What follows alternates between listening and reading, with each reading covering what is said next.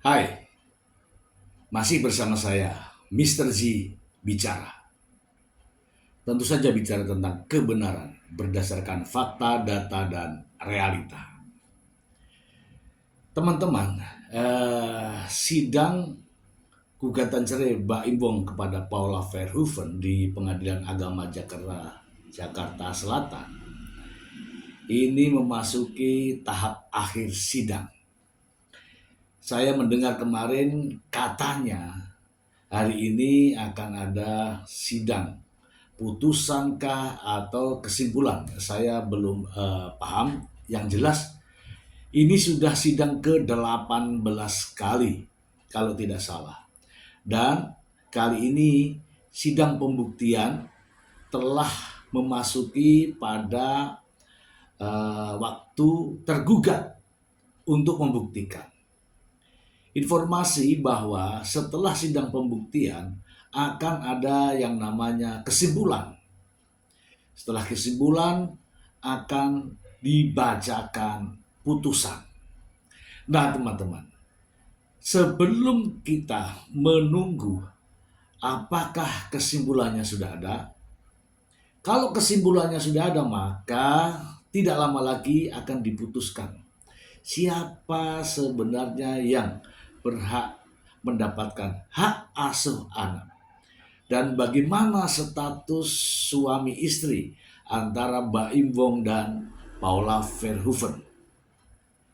Namun demikian, sembari menunggu ada informasi, sebenarnya nggak kaget ya dengan kalimat-kalimat yang diucapkan, yaitu tanggapan dari Fahmi Bahmid terkait dengan adanya tangisan Kenzo yang menjadi perhatian publik di seantero Nusantara. Kita simak bersama-sama supaya tidak menjadi fitnah. Berikut. Akan ada putusan. Assalamualaikum warahmatullahi wabarakatuh dan selamat malam. Terima kasih banyak. Jadi saya juga mendapatkan beberapa pertanyaan dari teman-teman bahwa besok ada putusan. Itu tidak benar, ya. Karena besok itu masih proses pembuktian yang harus diajukan dari pihak termohon. Nah, dalam artian sedangkan pemohonnya adalah Baim Wong, jadi ini masih hak daripada termohon, masih dalam materi pembuktian. Apakah dia akan mengajukan bukti tertulis lagi atau video atau saksi, kita lihat besok. Yang jelas besok belum putusan, belum ada putusan seperti itu. Tapi kan sudah gembar-gembor katanya besok putusan. Nggak mungkin ada putusan besok karena kesimpulan aja belum ada. Kesimpulan itu adalah terakhir dari proses persidangan. Setelah kesimpulan baru ada masuk kepada proses putusan. Jadi sementara minggu depan itu masih hak yang diberikan kepada termohon untuk mengajukan bukti, baik bukti tertulis ataukah bukti apa lagi dan saksi. Apakah dia akan mengajukan saksi ya kita tunggu untuk besok. Yang jelas besok belum putusan. Tapi Bang, baik teman-teman ya, apa yang disampaikan Fahmi Bahmid tadi, dia juga mengatakan bahwa belum ada putusan karena belum adanya kesimpulan. Ya, ini waktu saat ini diberikan kepada pihak Paula Verhoeven untuk diberi kesempatan oleh hakim memberikan keterangan dalam proses pembuktian, ya kan? Pembuktian apakah Paula Verhoeven ini selingkuh, ini jawabannya ini. Apakah ada trauma anak, ini jawabannya ini. Apakah ada terjadi KDRT, ini jawabannya ini. Dan intinya waktu ini diberikan kepada Paula Verhoeven. Apakah masih mengajukan bukti, saksi, video, dokumen, atau apapun. Yang jelas waktunya masih milik Paula Verhoeven. Begitu ya teman-teman ya, kita simak lagi berikut ini. banyak para netizen yang sangat mendukung ya, apalagi dengan Mama jangan ke situ nanti dimarahin Papa. Ini seperti apa sih Bang sebenarnya? Itu video lama. Kalau video yang sebenarnya ada di HP saya ya. Justru itu sudah kita sampaikan di persidangan. Di dalam proses di persidangan itu, dalam video tersebut jelas-jelas itu anak teriak-teriak dan keberatan, menolak, dan akhirnya dibawa pulang lagi sama Pak Iwo. Jadi itu video lama, entah apa percakapan apa, kan harus ditanya dulu, itu kan dalam bentuk percakapan dengan saya. Tapi itu kejadian di tahun 2024. Sedangkan bukti-bukti yang kita ajukan semuanya sudah ada, justru membuktikan adanya trauma dari seorang anak terhadap orang tuanya. Pertanyaannya kenapa bisa trauma? Itu yang harus diperbaiki. Bukan menyalahkan orang lain, seakan-akan orang lain menyebabkan trauma. Yang membuat trauma itu adalah dirinya sendiri. Nah, ini yang lebih lucu ya teman-teman. Video yang diunggah atau diposting, kata pengacara adalah video lama. Video lama itu terjadi tahun 2024 katanya. Video lama terjadi tahun 2024. Emang gugatan cerainya tahun berapa? Artinya itu masih ada keterkaitan. Dan ada kalimatnya, ada trauma. Ada trauma. Harus dilihat dulu trauma ini seperti apa, percakapannya seperti apa. Itu kan tahun 2024. Ya, kalau yang ini seperti yang saya duga. Pastilah kalau Fahmi Bahmid mendengarkan video ini, pasti pertanyaannya begini. Itu kan harus dianu dulu, harus dicek dulu percakapannya seperti apa, kesempatan seperti apa, kapan dan bagaimana, bla bla bla bla. Yang jelas ada ucapan atau kalimat yang diucapkan oleh Kenzo, yaitu mama jangan kesini, nanti papa marah. Mama nanti dimarahin papa. Seandainya tidak ada kata-kata papa atau papa atau papa, mama jangan kesini, gangguin Kenzo, gitu ya, mungkin ya Kenzonya yang nggak mau. Tapi ada kalimat di belakangnya, nanti dimarahin papa. Oke lah, terserah lah ya, terserah itu. Kita simak lagi yuk. Bang masih beranggapan bahwa yang dulu aja seperti itu kan sekarang berubah, mungkin di brainwash ini anak atau Nggak gimana? ada itu anak bebas kok, nggak ada yang di brainwash. Itu anak mana bisa di brainwash kayak begitu. Itu anak maunya seperti apa kan diturutin gitu loh ya. Terus kalau memang dia tidak mau kan juga tidak bisa dieksekusi. Anak itu bukan objek atau seperti benda yang bisa dipaksa atau dipindah-pindahkan. Dia adalah subjek hukum, dia punya hak, jadi dia bisa dipaksa-paksa. Kalau memang dia tidak mau, harusnya mencoba untuk memperbaiki, mencoba untuk membuat anak itu mau. Bukan terus, oh ini ada yang salah. Tidak, yang salah itu adalah orang yang menyebabkan anak tersebut tidak mau. Tapi dengan begini image Baim kan juga Ya kan kebenaran itu kan bukan dari image, kebenaran itu nanti dalam proses persidangan. Seperti itu. Jadi Baim juga tidak mau terlalu menanggapi karena Baim yang tahu faktanya. Faktanya itu kejadiannya di tahun lalu itu. Dan itu pun coba secara menyeluruh harusnya diputar video itu. Kalau dipotong-potong nantinya salah tafsir. artinya Baim sendiri merasa ini nggak sih? Artinya Baim sendiri merasa dia ini nggak sih, merasa Gak mungkin dikucilkan? dia mau melarang itu anak, memarah-marahi anaknya. Wong anak Baim itu kalau lihat anaknya nangis saja nggak sanggup. Apalagi dia nggak pernah marah sama anaknya. Bagaimana dia bisa marahin anaknya? Fahmi Bahmid mengatakan bahwa tidak ada istilah brainwash ya. Brainwash itu pencucian. Ya saya pencucian otak lah bahasanya. Tapi kalau saya juga nggak sampai ke sana. Hanya ada sesuatu kejadian yang Kenzo ini lihat, Kenzo ini dengar, dan Kenzo mengetahui secara langsung. Salah satunya. Yang kedua, ada juga pengaruh dari pihak-pihak lain ya. Ya bisa saja termasuk pengasuhnya, termasuk di situ. Kemudian ada kalimat, kalau ini saya ini ya, bahasa ini Bahasa ini sebenarnya nanti, tapi kan sudah dikatakan sekarang, ya. Bahasa begini dari sang pengacara. Anak itu tidak bisa dieksekusi. Anak bukan objek. Tidak bisa dipaksa-paksa. Itu bahasa sebenarnya ya dikeluarkan kalau sudah putusan. Misalnya nih, putusannya anak ke Paula Verhoeven. Tapi anaknya ada di Baim Wong. Nah, jawaban ini nih sebenarnya yang dikeluarkan. Tidak bisa dieksekusi, anak itu bukan objek, begitu kan? Kalau itu sudah putusan.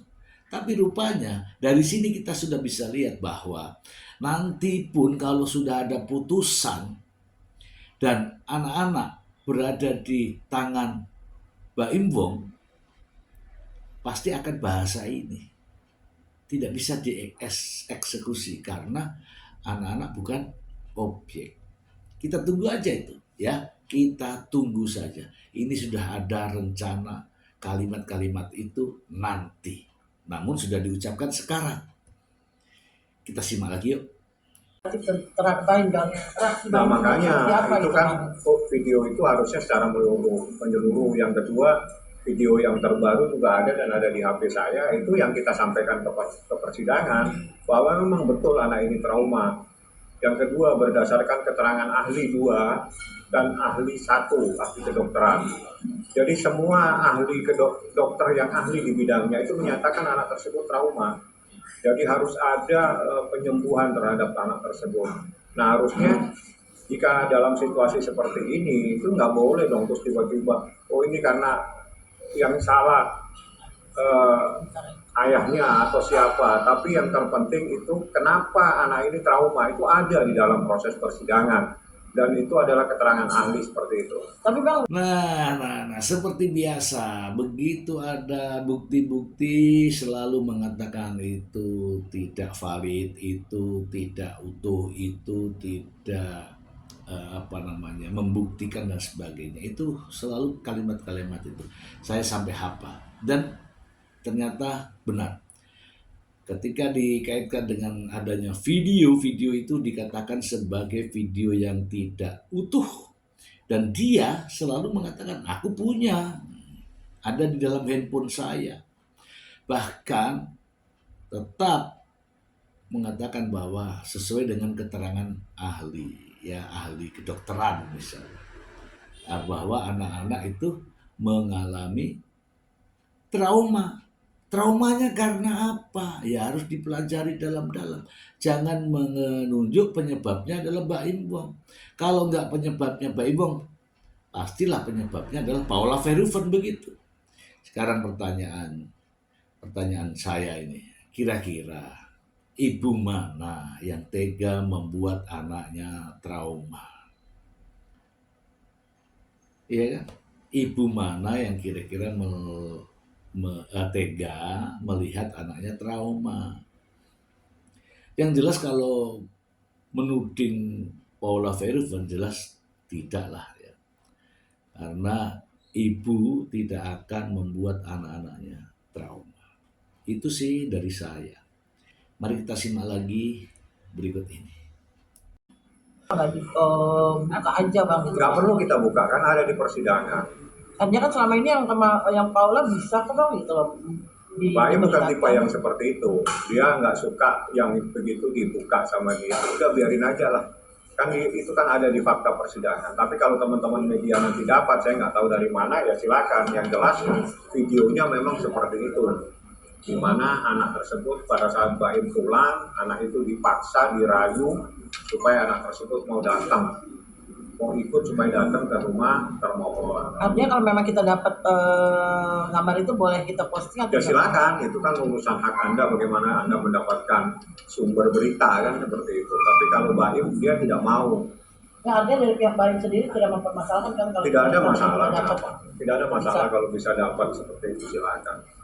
Berkaitan dengan video-video yang beredar, kemudian mengapa kalau Baim Wong memiliki video itu kemudian tidak di follow up follow up ya, tidak disebarkan, tidak di ini. Baim punya, katanya begitu ya. Baim punya video seperti itu. Tapi kan Baim bukan tipe seperti itu. Ya, disambung lagi. Anak itu kalau tidak mau ya tidak mau. Ya harus bagaimana caranya, seperti dirayu-rayu agar anak tersebut bisa ikut. Ya dirayu. Coba teman-teman, masuk akal atau tidak? Ketika ada Paula Verhoeven mengambil video itu dan ada kalimat-kalimat itu, mama jangan kesini, nanti papa marah. Yang rekam Paula, kira-kira begitu ya? Ya kan? Oke. Artinya siapa yang punya video? Paula. Tadi sang pengacara mengatakan bahwa Mbak Imbong juga punya video itu, tapi tidak masuk akal nggak kira-kira? Video yang ngambil Paula, yang nyimpen Paula, yang unggah Paula. Mbak Imbong katanya punya juga seperti itu, tapi Mbak Imbong tidak mau mengunggah karena Mbak Imbong bukan tipe seperti itu. Kira-kira masuk akal nggak dalam rekaman Paula Verhoeven? Rekamannya ada juga di Mbak Imbong. Masuk akal nggak?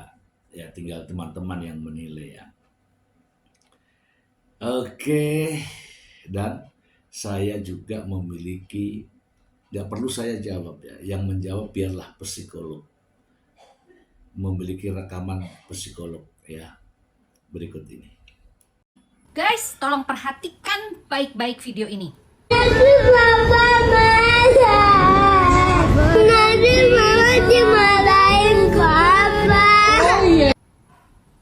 Nah, itu dia anaknya Baim Wong. Dia benar-benar spontan memeluk orang tuanya, ibunya terutama Paula. Dia menangis dengan tanpa ada rekayasa. Menangisnya benar-benar natural, guys. Saya melihat itu. Dan penuh dengan kekangenan dia barangkali melihat Paula dan sebagainya. Dan dia berkata, nanti mama dimarahin papa. Apa itu tandanya? Anak seperti ini biasanya, ya. Tandanya, 1. Anak ini sering didogma bahwa dia membenci ibunya. Analisis ya, jangan marah, oke? Kedua, anak ini sering melihat ibunya dimarahin oleh bapaknya. Dimaki barangkali, diomelin barangkali, atau mungkin dengan menggunakan kekerasan fisik dan sebagainya. Oke, jangan marah, oke? Introspeksi diri. Karena reaksi anak kecil ini spontan. Reaksi anak kecil ini tidak bisa disetting, oke? Karena terlihat dari gestur anak tersebut benar-benar dia penuh kasih terhadap Paula. Tolong kepada Baim Wong, saya mohon sekali, ini untuk kesehatan mental anak dan perkembangannya, jangan diberikan batas pertemuan terhadap orang tuanya, terutama ibunya. Jangan dibuat jeda waktu untuk bertemu dengan ibunya. Dan kalau bisa, Anda harus berbaikan secara fisik. Walaupun hati kita marah, demi anak, Anda harus menurunkan ego untuk perkembangannya. Tolong sekali lagi, saya bicara dari sisi psikolog anak. Saya bicara dari perkembangan anak. Jadi saya mohon sekali lagi, dengan adanya video yang viral di media sosial, saya berhak bersuara karena ini adalah ranah pekerjaan saya. Oke, saya mohon sekali lagi dengan hormat, sebagai orang tua yang bijak pasti mampu mendahulukan kepentingan anaknya di atas kepentingan pribadi. Sekali lagi, saya minta tolong, baik-baiklah kalian menjalin hubungan di antaranya. Karena suami istri yang sudah bercerai, itu ada mantan istri atau mantan suami. Tapi anak tidak ada mantan. Jadi, sekali lagi, tolong camkan dan tolong diperhatikan bahasan saya, agar Anda terselamatkan dari gejolak mental yang akan diterima oleh anak tersebut. Anak kamu 2 dan laki-laki. Mereka butuh figur seorang ibu. Tidak bisa dipisahkan begitu saja. Salam sayang dari saya, salam untuk anak-anak Anda. Lita Gading. Anak sama salju, ada hadiah apa kak? Ada hadiah nih, hadiahnya ada mana kak?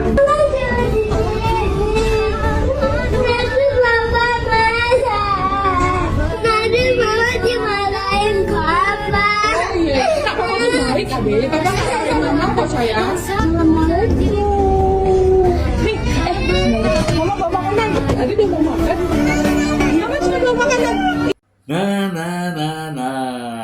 jelas semua ya teman-teman, persoalan kapan diputuskan, persoalan kapan ada keputusan dari hakim terkait dengan sidang perceraian ini adalah sudah detik-detik akhir, yang mana dalam sidang-sidang akhir ini sudah pasti akan ada keputusan, entah kapan, yang jelas dalam bulan Maret ini. Oke teman-teman, sudah dijelaskan semua, dan saya jawaban-jawaban seperti sang pengacara tadi sudah saya tebak jauh sebelumnya. Karena begini teman-teman, selalu sang pengacara seolah-olah Paula lah yang salah, Mbak Imbong lah yang benar. Padahal tidak begitu. Kita dalam mencari keadilan, melihat fakta kebenaran. Faktanya ada suara anak yang mengatakan bahwa mama jangan kesini, itu tidak berhenti. Kalau mama jangan kesini, itu marahnya Kenzo. Tetapi karena ada iringan di belakangnya, nanti papa marah. Artinya apa? Memperingati mamanya, jangan kesini nanti kena amarah papanya. Udahlah, nggak perlu saya yang menjelaskan, tadi juga sudah dijelaskan oleh psikolog. Dan teman-teman juga sudah paham lah. Publik sudah paham semua. Ini problematik. Namun sang pengacara selalu mati-matian ya dalam membuat memandang dari sudut dirinya. Kalau saya, teman-teman psikolog, mungkin cara pandangnya ya hakim, cara pandangnya natural karena tidak ada kepentingan. Tapi kalau sang pengacara jelas ada kepentingan. Apa kepentingannya? Anda tahu sendiri kan. Semoga bermanfaat. Terima kasih.